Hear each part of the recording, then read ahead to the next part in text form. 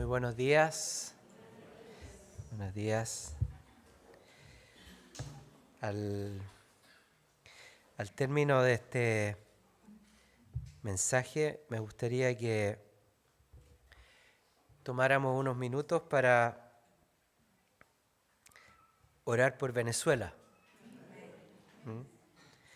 Para que hay muchas expectativas, muchas esperanzas puestas en lo que va a pasar hoy día.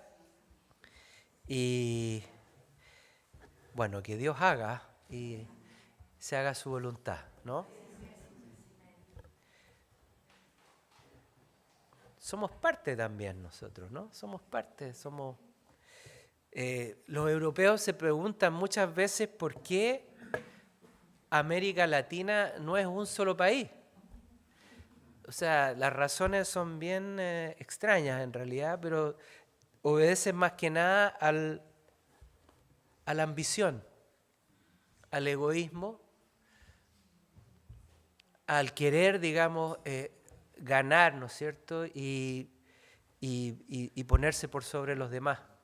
Esa es la única razón por qué no somos. Tenemos una misma fe, un mismo lenguaje, un mismo origen. Los apellidos son casi los mismos, ¿no es cierto? En realidad no hay una razón para que fuéramos distintos países, ¿no? A lo mejor distintas regiones y todo, como en todas partes, pero bueno, son cosas, ¿no? del corazón del hombre, lo que nos ha separado. Así es que yo creo que Dios quiere hacer lo contrario, quiere unirnos. Así que unámonos en oración hoy día por nuestros hermanos de Venezuela. Amén. Amén. Hoy día voy a continuar con el pasaje que estábamos viendo la semana pasada de Primera de Corintios, en el capítulo 3. Hablaba sobre el crecimiento que da Dios y las labores que nos toca a nosotros ejercer para que Dios dé ese crecimiento. Dios es el que da el crecimiento, pero hay labradores que siembran, ¿no es cierto?, y otros que riegan. Es como el vino un poco. El vino es algo tan especial porque el proceso más importante que se produce para la elaboración del vino no lo hace el hombre. Lo hace Dios.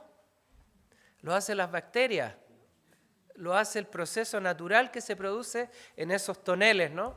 Y ahí el vino va madurando, va fermentando, se va transformando de jugo de uva a esta bebida, ¿no? Y el hombre prepara solamente, prepara y dispone las cosas, pero Dios es el que da el crecimiento. Y hoy día, continuando con lo que el apóstol Pablo escribe en el capítulo 3, vamos a ver que la labor que hacen tanto los que siembran como los que riegan o los que cosechan, esa labor tiene una recompensa. Tiene una recompensa. Pero hay que ver cómo ejercitar ese rol para poder tener una recompensa. Amén. Oremos entonces. Padre Celestial, te damos gracias por este día especial, Señor. Gracias, Señor, porque tú estás presente aquí, te has hecho presente en medio de la alabanza, Señor. En medio de tu cuerpo, tu reino, Señor, nos rodea, nos envuelve, Señor. Gracias, Padre, por el Espíritu Santo también que nos guía a toda la verdad y que enseña y revela a Jesucristo, Señor. Señor, declaramos que tú eres el centro de esta reunión. Tú eres el invitado principal. Tú eres el que nos hace crecer, el que da el crecimiento, Señor. Y por eso te damos gracias, Señor, esta mañana. Amén. Amén. Vamos entonces a 1 Corintios capítulo 3, a partir del verso 8.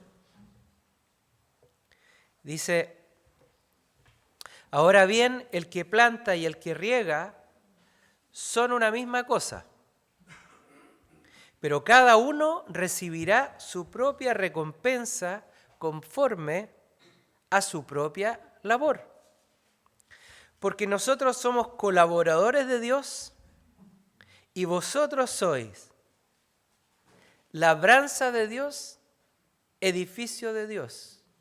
Quedémonos bien un poquito en esta frase. Vosotros sois labranza de Dios y edificio de Dios. Está hablando de una acción que se ejecuta, ¿no es cierto?, para el reino. Sembrar y regar. Y termina declarando esto como el término, como el objetivo de esa siembra y esa riega. Nosotros somos el edificio de Dios. Esa es la tarea. Nosotros, las personas, la gente, los que hemos recibido a Cristo, esa es la labor. Ahí es donde debe estar el esfuerzo. Esa es la tarea que Jesucristo vino a hacer al mundo. Esa es la tarea que la iglesia hace y efectúa en esta tierra. No nos confundamos. No son ministerios, no son radios, no son orfanatos, esos son medios a través de los cuales finalmente Dios da el crecimiento al edificio de Dios, que es el cuerpo de Cristo, la iglesia.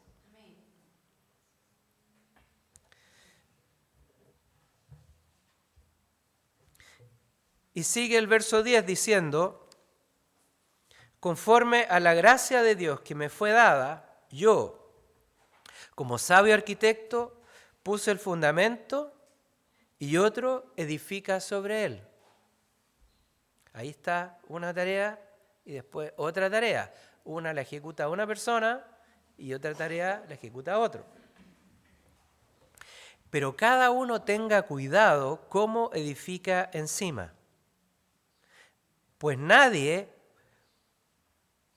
puede poner otro fundamento que el que ya está puesto, el cual es Jesucristo. Ahora bien, si sobre este fundamento alguno edifica con oro, plata, piedras preciosas, madera, heno, paja, la obra de cada uno será evidente, porque el día la dará a conocer, pues con fuego será revelada. El fuego mismo probará la calidad de la obra de cada uno. Si permanece la obra de alguno que ha edificado sobre el fundamento, recibirá recompensa. Si la obra de alguno es consumida por fuego, sufrirá pérdida.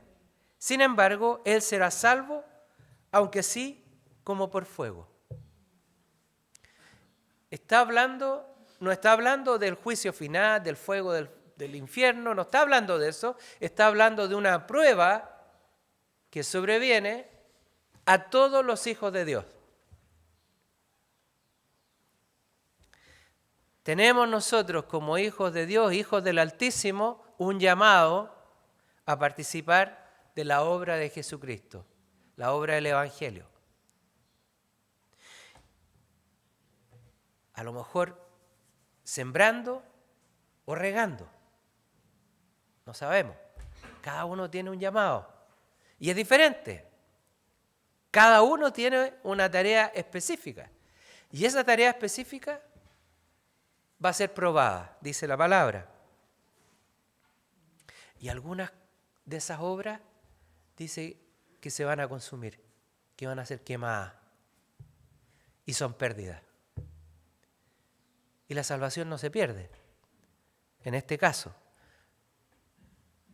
creo que en algunos casos sí se pierde la salvación cuando la persona empieza realmente a hacer una obra contraria y cambia el fundamento.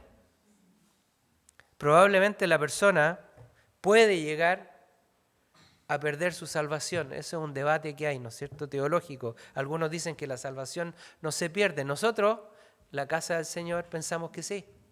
Porque además, créanme, yo lo he visto. Lo he visto. He visto personas en un alto lugar en el reino, en la obra, y que hoy día están absolutamente en el mundo, perdidos. Así es que yo creo que se pierde la salvación. Lo he visto.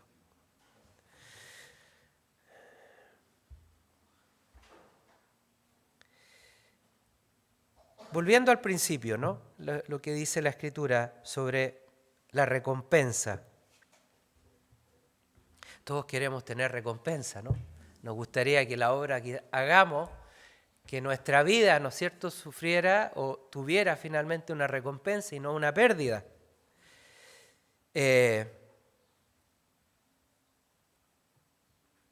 Cada uno recibirá su recompensa. La palabra es bien específica y está hablando no en general, en términos generales.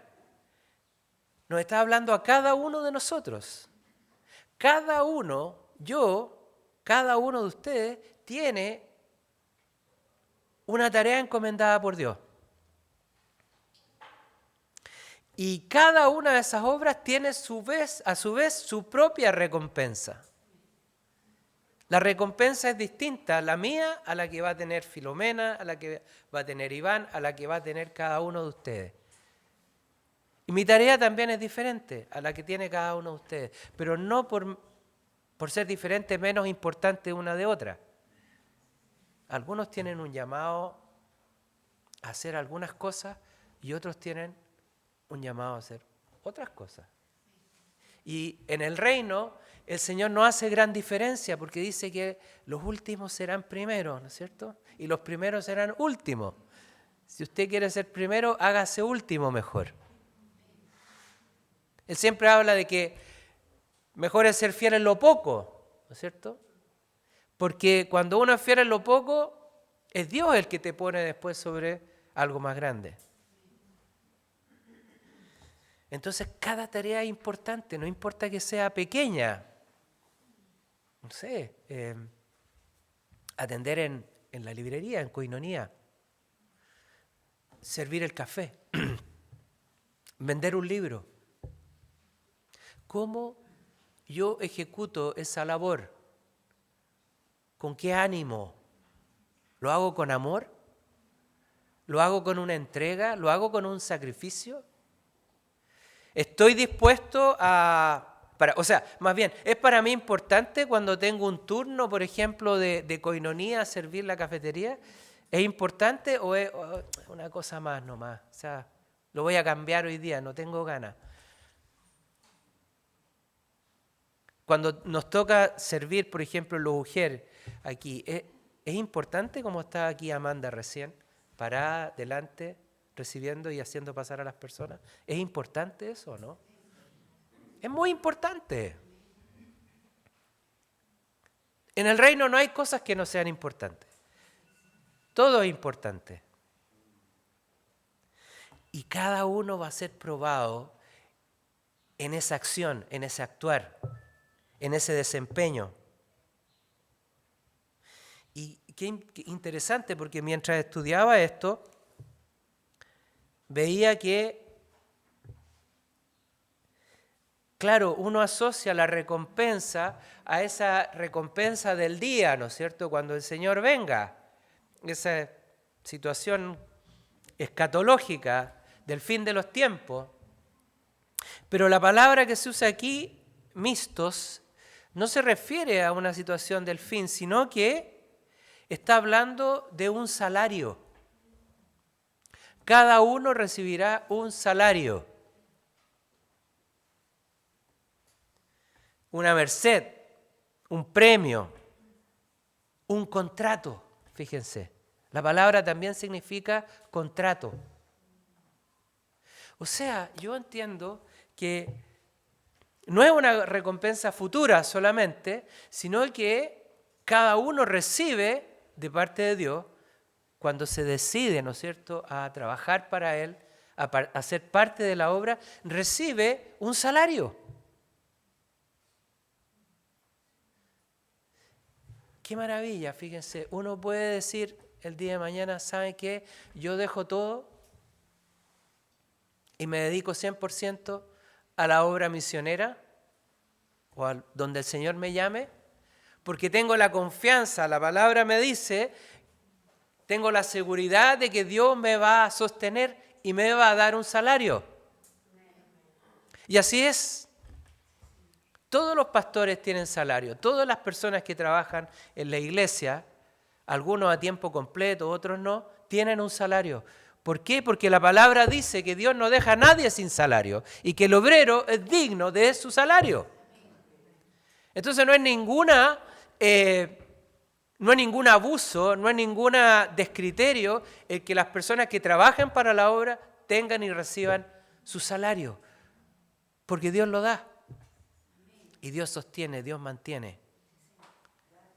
¡Qué seguridad! Ninguna persona que se aboque a trabajar para Cristo se va a quedar en la pobreza. Eso no es de Dios. El obrero es digno de su salario. Dios no deja a nadie sin salario. Ahí hay una recompensa ya. Gracias, Señor. Pero claro, esto viene después de una decisión, ¿no es cierto?, de fe. Creerle a Dios, dar ese paso y creo esta palabra, entonces, y bueno, viene la respuesta de Dios, pero primero tiene que estar el paso de fe. Eso es lo primero. Si no está el paso de fe, nunca voy a poder ver estas cosas en mi vida. Nunca voy a poder ver esta gracia hecha una realidad. No voy a experimentar esas cosas si no hay pasos de fe. ¿Cuántas cosas nos perdemos por falta de fe?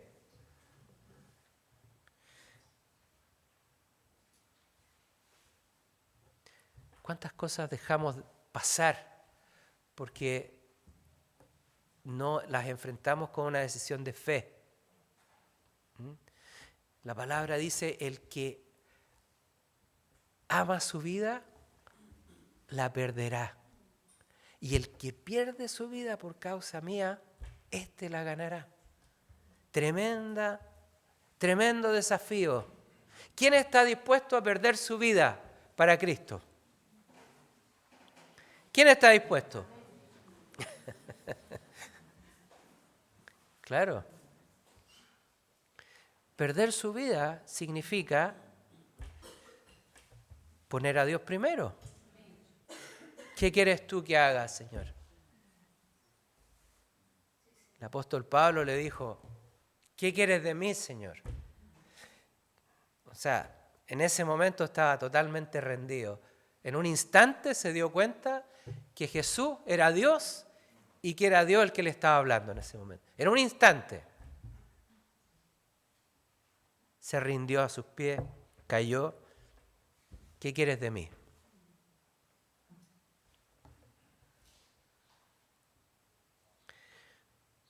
Hay una recompensa al obedecer a Dios, siempre hay. Y la habrá mayor todavía ese día también, cuando Él entregue el galardón, el premio.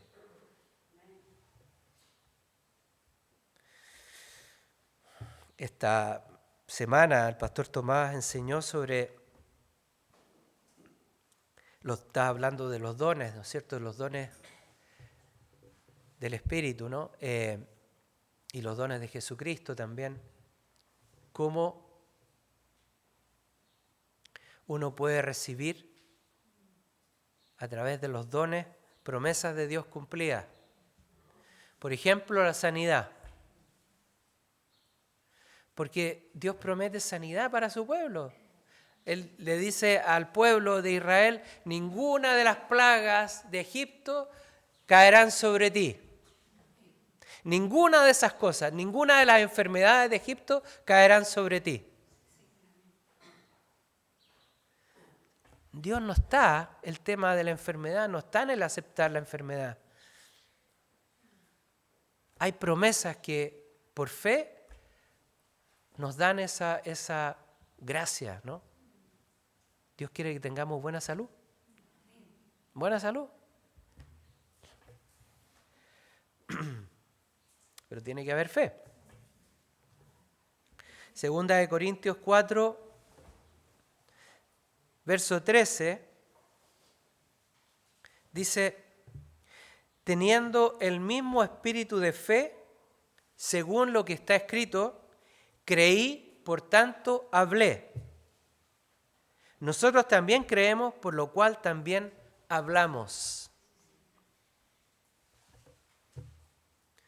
Creer implica una acción de fe y una acción que se manifiesta en declarar. ¿Y por qué digo esto? Porque en el fondo la tarea a la cual Dios nos ha llamado es hablar. Fíjense, en el fondo es hablar con fe de que Jesucristo es Dios, que Él murió y al tercer día resucitó y que hoy día está vivo y que Él es capaz de perdonar tus pecados y darte salvación y vida eterna. Y en eso consiste el edificio. Nuestra tarea consiste en creer y hablar de fe. Hablar de lo que creemos. Y fíjense que dice la palabra que esta es una labor, esta tarea, esta labor que tiene recompensa, no es una tarea fácil. No es fácil.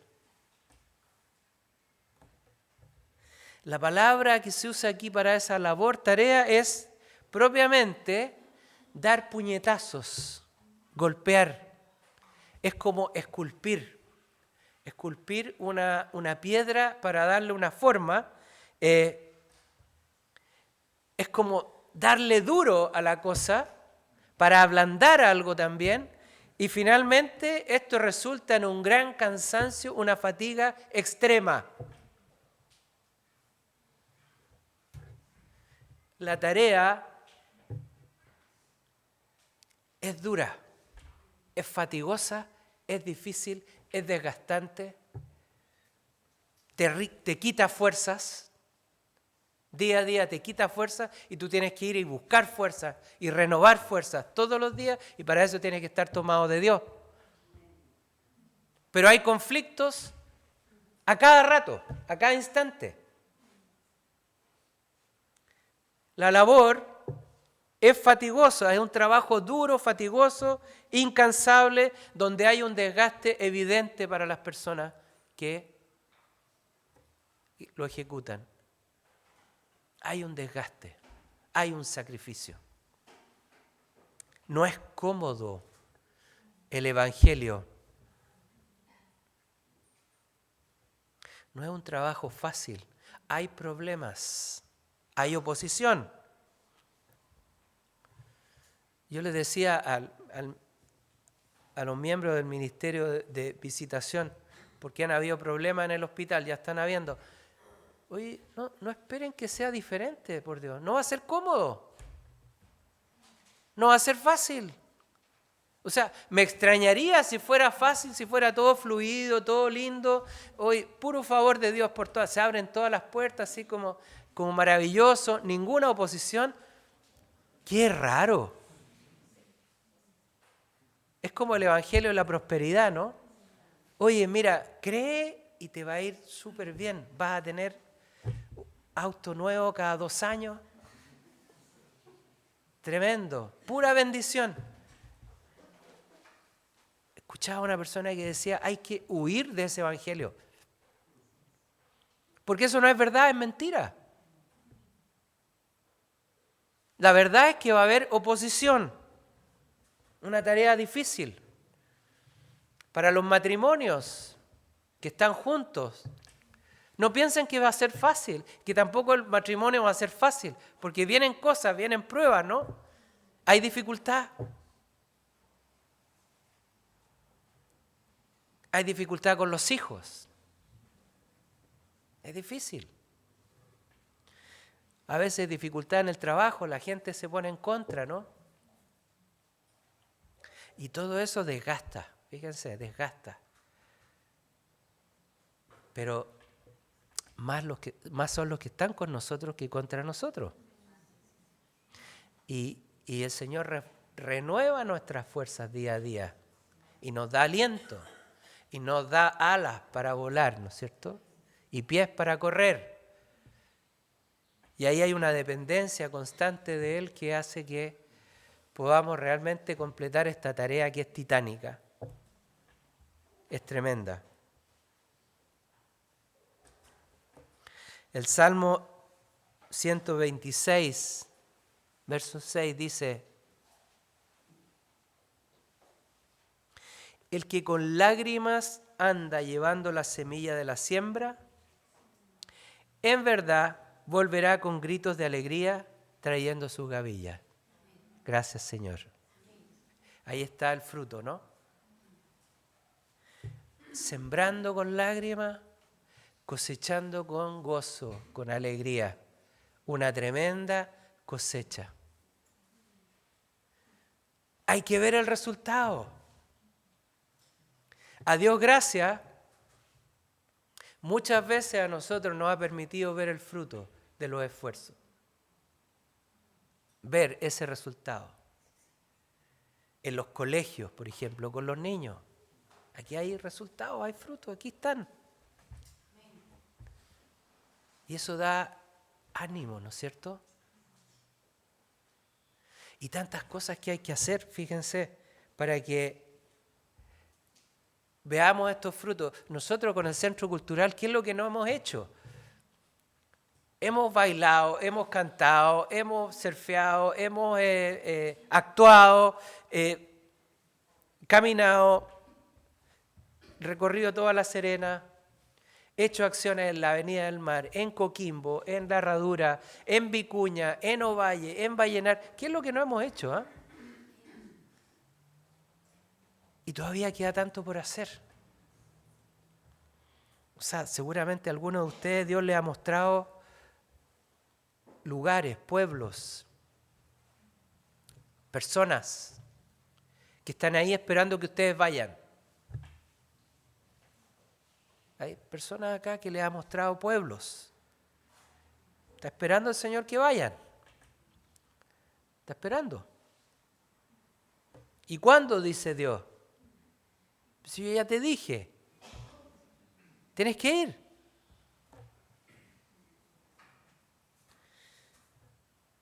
Y con la confianza de que Dios va a dar el crecimiento. Fíjense, esa tarea dura, abnegada, difícil, tiene esa recompensa también, que Dios da el crecimiento. Dios hace crecer.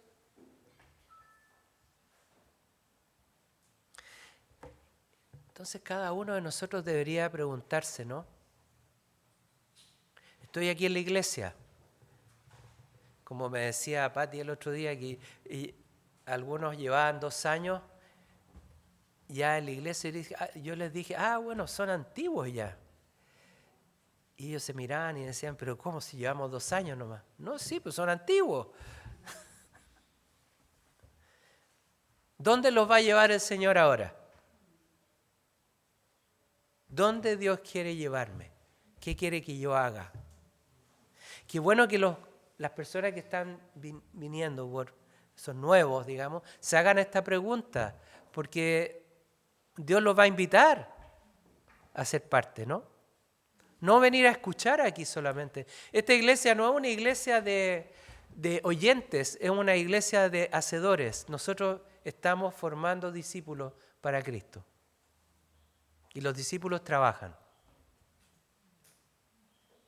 Y esa es creo que es la gracia de la casa del Señor, que es una iglesia que discipula, que no hace campañas nomás por ahí y después se va y nunca más se supo qué pasó con la persona que se sanó, que se liberó, qué pasó esto. No, tomamos a la gente, nos ocupamos de ella, estamos con ellos, hacemos discipulados. Porque eso es lo que el Señor dice, id y haced discípulos.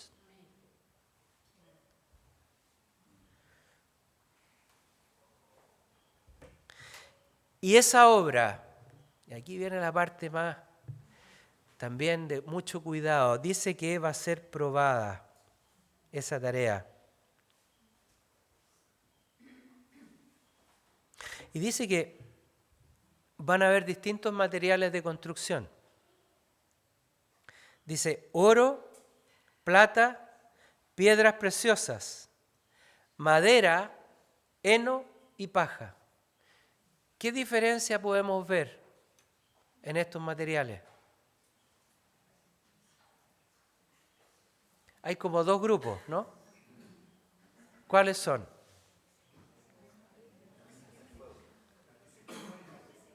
Los que se queman y los que no se queman. Los que se queman y los que no se... El oro, la plata, las piedras preciosas no se queman. Se pueden fundir, se pueden moldear, pero no se queman. En cambio, la madera, el heno y la paja se transforman en gas. Se consumen. O sea, la iglesia es una advertencia para la iglesia. En la iglesia pueden haber estos dos tipos de trabajos. Trabajos que permanecen y trabajos que se van a quemar.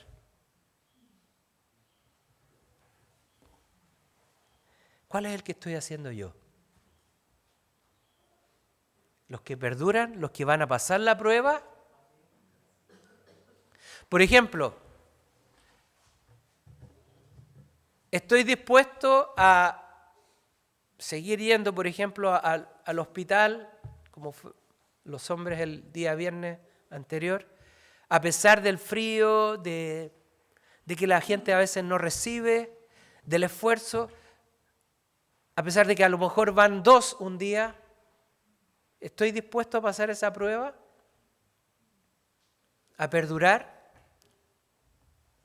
¿Estoy dispuesto a seguir en una tarea en la que Dios me ha pedido a pesar de que la gente me rechace, por ejemplo, de que no vea el fruto así inmediato? Esas son pruebas de Dios. Son pruebas. Y si mi ánimo está centrado en eso, en tener como éxito, y no en lo que Dios realmente está haciendo y lo que quiere hacer, seguramente se va a quemar esa obra.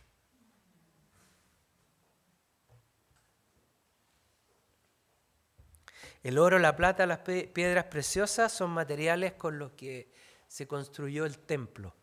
El templo de Jerusalén, que le fue encargado a Salomón, se construyó con materiales así. No había paja, no había barro, no había adobe, no había ninguna de esas cosas. Eran materiales preciosos. Y ese templo habla justamente del cuerpo de Cristo. El templo del Dios vivo somos nosotros, la asamblea, cada uno de nosotros.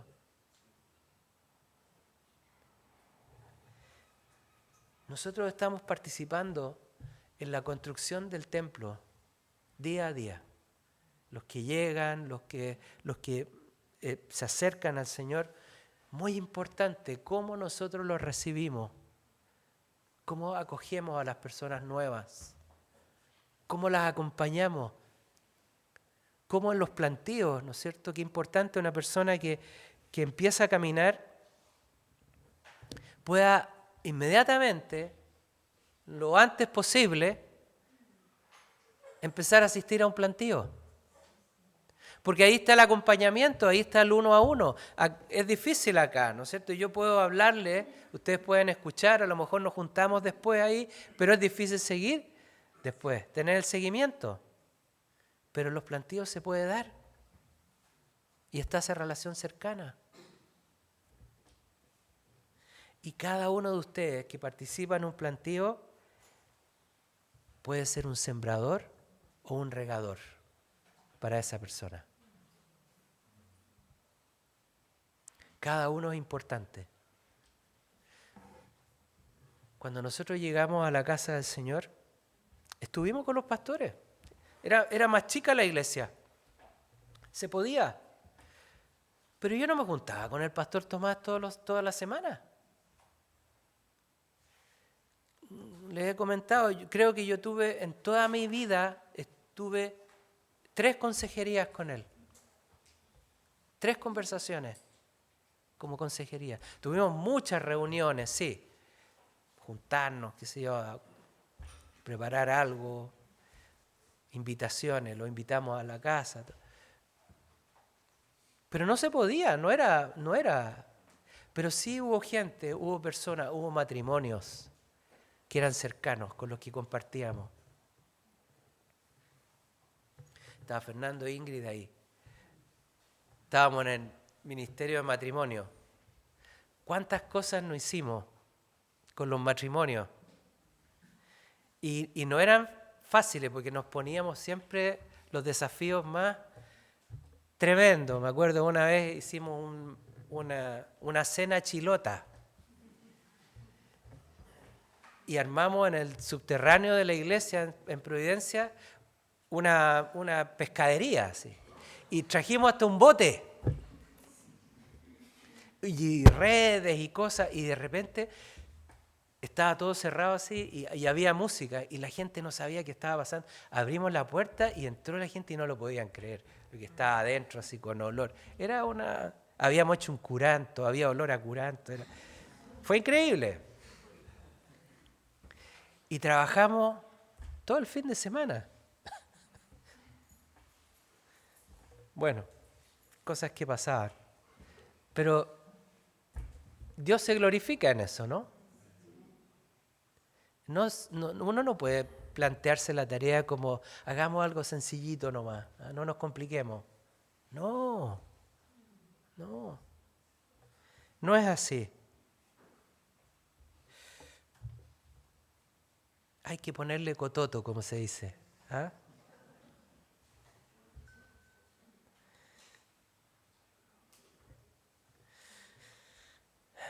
Y voy terminando con esto. Primera de Pedro 1:7.